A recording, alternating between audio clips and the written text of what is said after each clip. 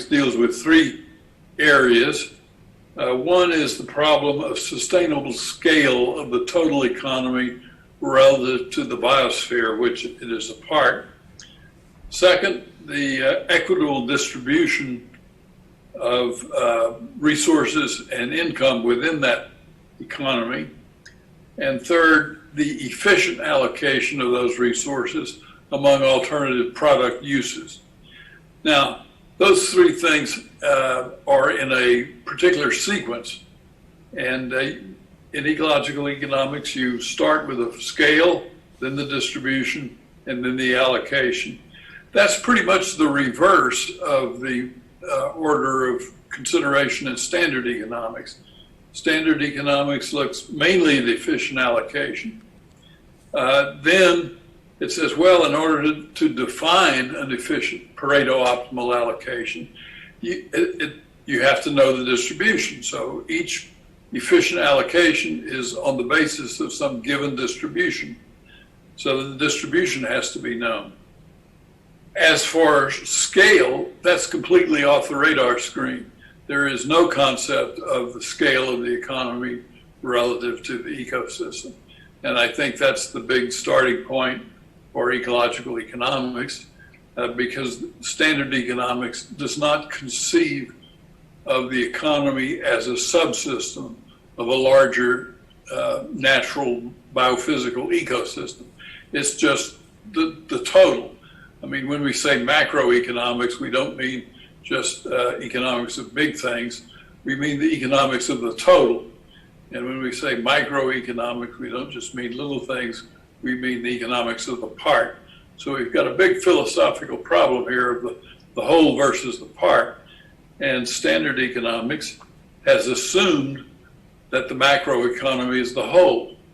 So that when it grows, it just grows into the void. It does not grow into a containing and constraining ecosystem. There is no opportunity cost of the expansion. There's no takeover of anything else.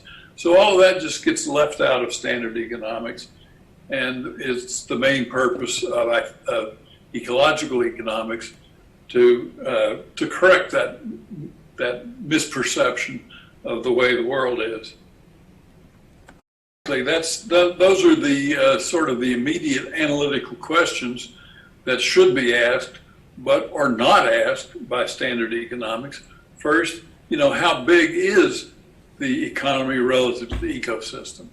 What are the proper terms of measurement? How much of the total captured photosynthetic energy is devoted to the economy, and how much is left over for the rest of the ecosystem, or just in terms of acreage, or more accurately, things like the ecological footprint. So how big is the economy relative to the ecosystem? Secondly, would be how big can it be? At what point do you destroy the life support system coming from the larger system to such a degree that it destroys the dependent economy? And then the third question, I guess the one that most resonates with economists, is how big should it be? At what point does the expansion of the economy cost more in terms of sacrificed ecosystem services than it benefits us in terms of extra production services? So even before growth or expansion of the subsystem becomes physically impossible, it becomes uneconomic. It simply costs more than it's worth. And I believe we're in that stage now. And you would hope that economists would be concerned about the benefits versus the costs of expansion of the total scale of the economy. But so far, that has not really been the case. Right. So in terms of that answering that third question that you just mentioned, you've talked about the concept of optimal scale, that the economy should grow to the point where at the margin the extra benefits equal the extra costs, and so therefore it's a need to there's a need to compare the benefits and costs of a growing economy. That's led you to make the distinction between growth and development. Most people conflate the two. Could you please elaborate on this distinction that you make between growth and development? Yes, to some degree it's a distinction that comes from the dictionary. At least it has some validation in the dictionary. But to give it a more precise definition, growth is a quantitative physical concept. When something grows, it gets bigger, either by accretion or assimilation of matter. So that's growth. Development, by contrast, is a qualitative notion. The importance of throughput was made clear to me when I got interested through my main teacher, Nicholas Georgescu-Rogan, when he emphasized the importance of the entropy law for economics, so that throughput begins with structured, organized, useful matter and energy, and it ends with waste, which is unstructured, scattered, dissipated matter and energy. And we have also the first law of thermodynamics: matter and energy is neither created nor destroyed. So we're just converting useful stuff into waste stuff. And that seems to be a very costly activity. And yet it doesn't enter. Now, it would be a stupid thing if we just remained within physical dimensions, just grinding up the world and turning useful stuff into useless stuff. But of course, that it's necessary in order to maintain and enjoy life. So it's not something we can stop doing, but it is something we can minimize and not do in an excessive or wasteful fashion.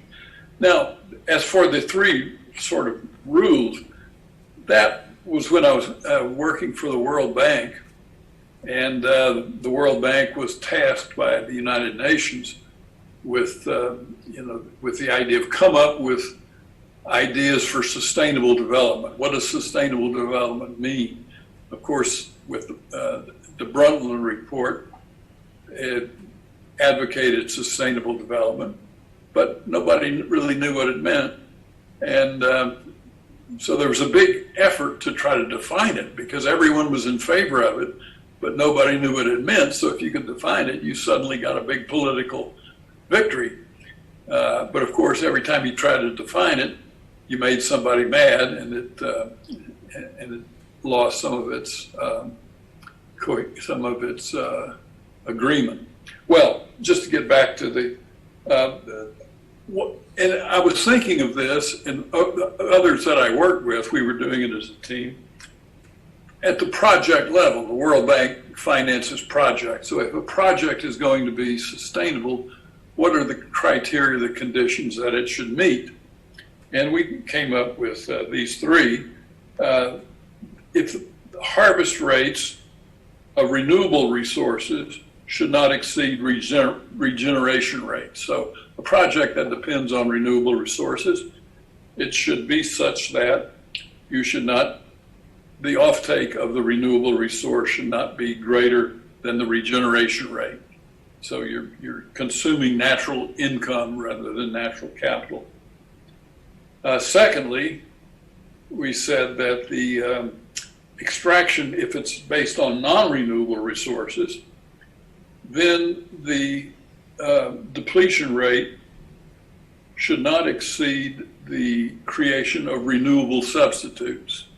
It should not exceed the rate of invention of renewable substitutes. I'll come back to that in a minute. That was the hard one. And then the third one, the rate of waste generation, whether generated from renewable or non-renewable sources, waste generation should not exceed the assimilative capacity of the ecosphere. So those are the criteria we came up with. And we realized these not only would apply at a project level, but they're fairly easily generalizable to the economy as a whole, that a sustainable economy should also, in the aggregate, meet those criteria. is discussed nowadays under the heading of decoupling. Can you decouple GDP growth from resource throughput? And there's a lot of, well, to some degree, I guess you can, but not, I would say not all that much. And furthermore, it's interesting to me, the real optimists who argue, oh, well, technology can decouple GDP from resource throughput. We can do that. So there's no problem with growth. Well, I would say, okay, let's go back to our definition of growth. If it's very easy to decouple growth in GDP from throughput, then why would the standard economists not be eager to limit throughput?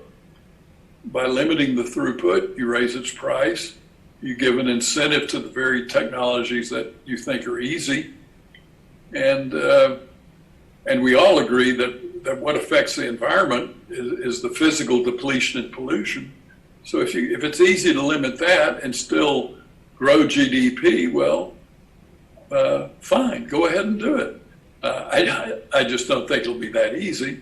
But if you do think it's easy, then you ought to have the courage of your convictions in terms of policy and be willing to limit the throughput, since it's not all that important for producing GDP, and it certainly is important for producing depletion, pollution of the environment. The first two, limiting the scale and limiting the inequality of distribution, those are collective decisions, social constraints on the market. And if you put those constraints on the market, then the market is in a better position to justly allocate resources. And so this is not, it's ironic to me that many people have criticized this as being a market-based solution and relying on the market and just surrendering to the market. No, this is a very large change, a constraint on the standard neoclassical view of the market, so much so that most neoclassical economists are not willing to accept it. So I don't see that it's a surrender to free market ideology at all. It just says, the market can be a pretty good servant, even though it's a bad master. It can be a pretty good servant if you correct the prior social conditions of not allowing it to run roughshod over scale limits and not allowing it to run roughshod over the distributive equity problems. You've done a whole lot more work on that than I have, but the important thing about that is that you can be right you can use the standard economists' own definitions. I won't say against them, but appeal to them, because this is based on the Hicksian definition of income is the maximum that a community can consume in a time period without lowering its capacity to produce and consume the same amount in the next period. So Nobel laureate in economics, J.R. Hicks, that's his standard definition of income. And in GDP, we don't respect that at all. We say, well, you can cut down the entire forest this year and sell it all this year and count it all as income. Well, what happens next year? Well, next year you can't do that again. And so it's not income, it's capital consumption. And the way we do GDP really counts not only with forests, but with fisheries and mineral deposits and all sorts of other resources. We consume natural capital and count it as income. Another big problem with the GDP is that when we not only produce goods, but the production of most goods involves the joint production of bads. So the very act of production, causes depletion, pollution, tired laborers, injury, and so forth. And we, of course, bads accumulate into ilth, which is John Ruskin's opposite term for wealth. So we're producing, as we produce in the physical world, we generate not only wealth, but also ilth, and we need to compare those two. And I think counting, well, in GDP, we don't count ilth, we don't subtract bads. Well, there's a good reason for that. But nobody wants bads, so there's no demand for bads, so bads don't have a price. So how are you going to, put them into GDP without a price? Well, what do we do instead? We produce anti-bads to protect ourselves from the unwanted effects of the bads, and we count those as net goods, which is, not really proper accounting either. So I think those are two big problems, and there are other problems with GDP accounting. And I think if we can balance the throughput and get that to a sustainable level, then we should not follow GDP, or perhaps we can reform GDP to a large degree, as you have done in many cases and others too. So that's what I would say on that subject.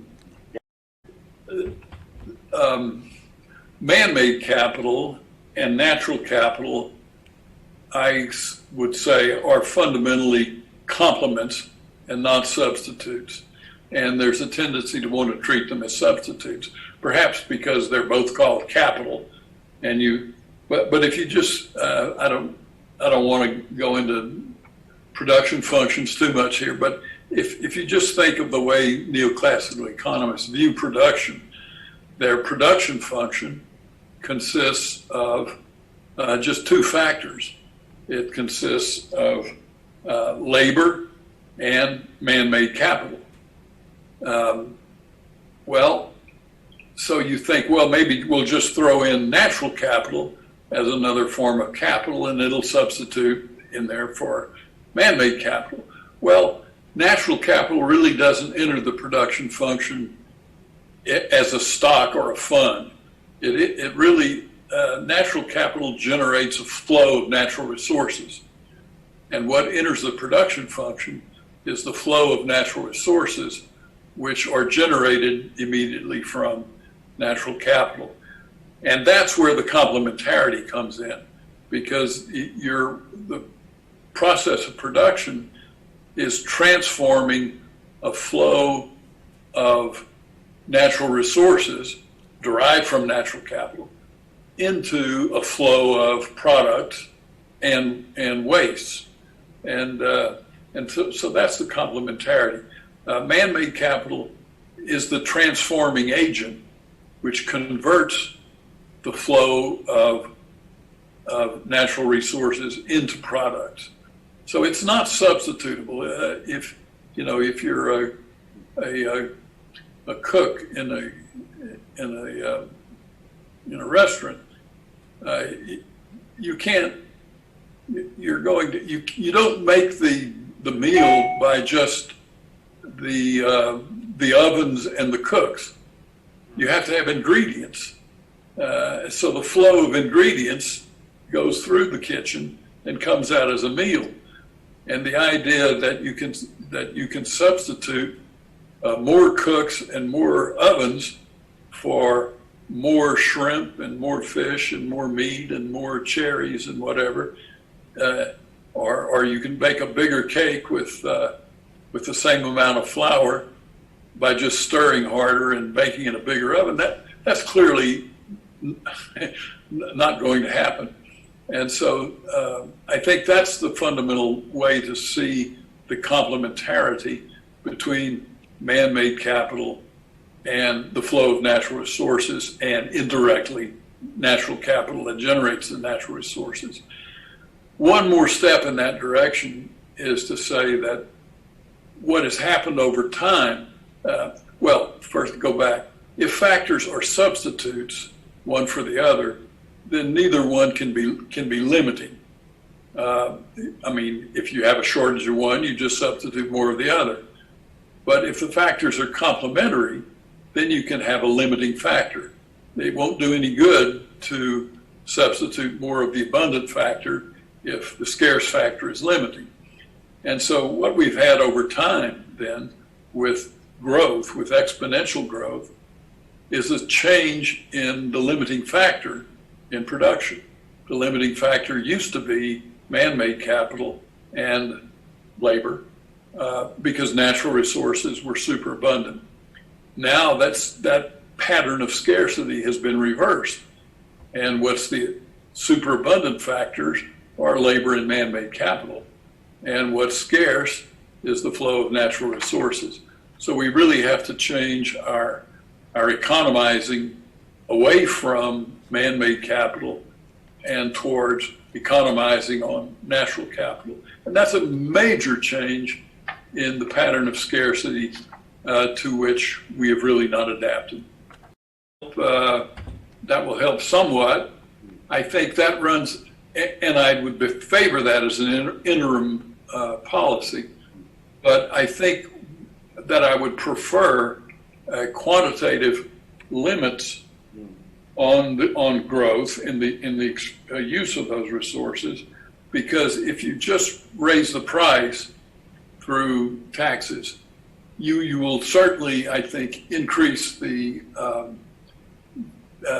efficiency which the resources use. It has a higher price. You will now use it more efficiently.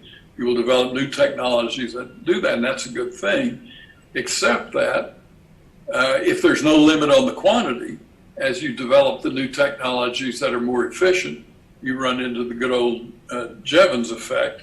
And you say, well, we can do this more efficiently, now we can do more of it. We can drive further if we have more efficient cars, we can use them more and so on.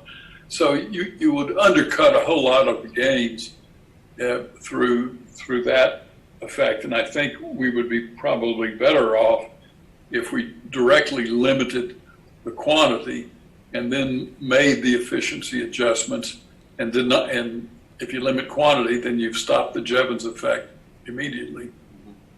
So the price system is